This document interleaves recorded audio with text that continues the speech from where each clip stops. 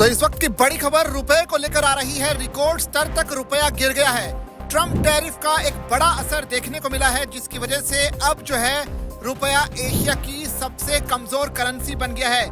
ये इस वक्त की बड़ी खबर सामने आ रही है, क्योंकि पिछले दिनों जिस तरह से ट्रम्प का टैरिफ भारत पर पड़ा, उसके बाद से कई सेक्टर्स में इसका असर देखने को मिला और अब भारतीय जो रुपया है वो रिकॉर्ड निचले स्तर पर पहुंच गया है।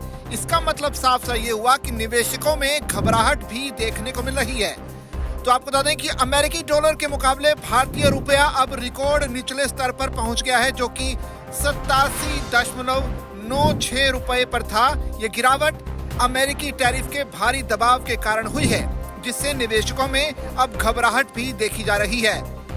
चीनी युआन के मुकाबले भी रुपया गिर गया है, जो इस हफ्ते के लिए करीब 1.2% की गिरावट दर्शाता है।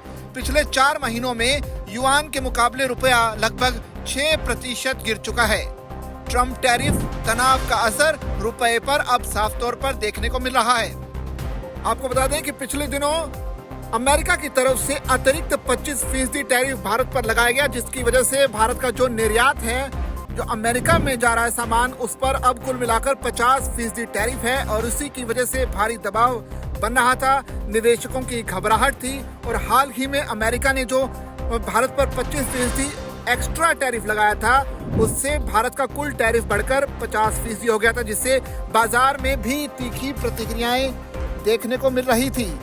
लेकिन मुद्रा की जो कहानी है यहीं खत्म नहीं होती। विदेशी जो चीनी युआन के मुकाबले रुपया और भी गिरकर 12 रुपये 33 पैसे पर पहुंच गए, जो कि इस हफ्ते के लिए करीब 1.2% और महीने के लिए 1.6% की गिरावट दर्शाता है। पिछले 4 महीनों में युआन के मुकाबले रुपया लगभग 6% गिर चुका है।